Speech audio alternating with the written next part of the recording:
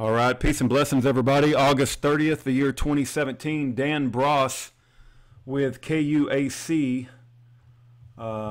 Connecting Alaska to the World and the World to Alaska, put out a piece on Schaeffer Cox's appeal.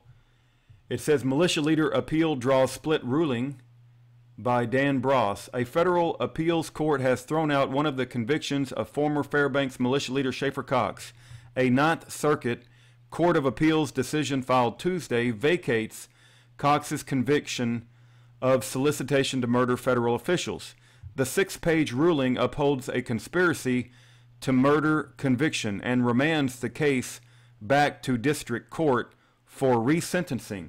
KUAC's Dan Bross reports. And now I'm going to play an audio that's embedded within the article.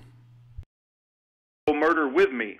Convicted of both murder conspiracy and solicitation, as well as Weps was convicted of both murder conspiracy and solicitation, as well as weapons violations in 2012, and later sentenced to nearly 26 years in federal prison.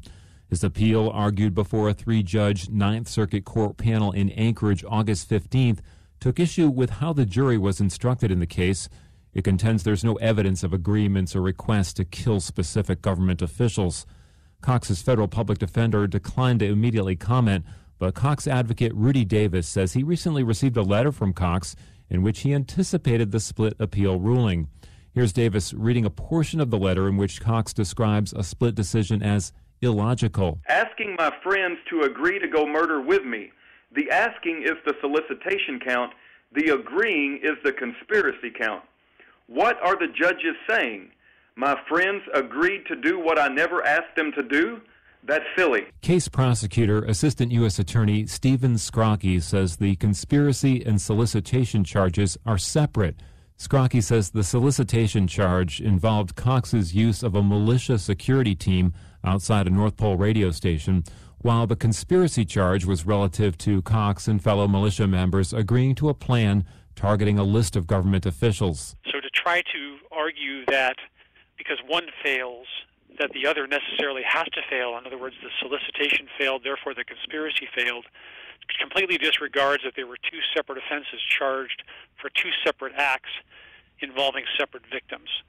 So that argument really doesn't make any sense. Scrocky says it's unclear if the appeal ruling ordering resentencing will affect Cox's jail time, as the murder conspiracy and solicitation sentences are being served concurrently. Cox is jailed at a federal communications management unit in Marion, Illinois.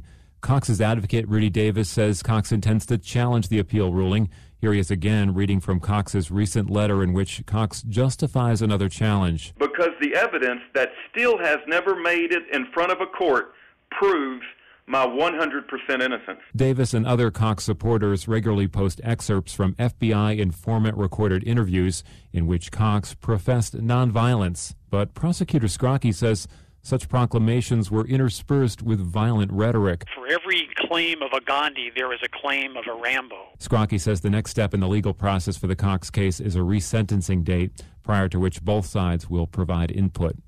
In Fairbanks, I'm Dan Bross. All right, there you go. You've heard Stephen Scrocky, and we know that he withheld exculpatory evidence. He worked with Joseph Bottini, who was chastised by Judge Emmett Sullivan as some of the worst prosecutorial misconduct in Judge Emmett Sullivan's career. And we know that Scrocky has done the same thing with Schaeffer Cox. And what Scrocky has done will be brought out to the light. The more people that look into this, and the more people that look into what Scrocky, Yvonne Lamore, and Karen Loeffler, FBI agents Richard Sutherland, and FBI agent Sandra Klein, the more they realize what they did to Schaeffer Cox, the more people will become appalled at the behavior of the FBI and the Department of Justice, and Schaeffer will be released from prison. I truly believe that.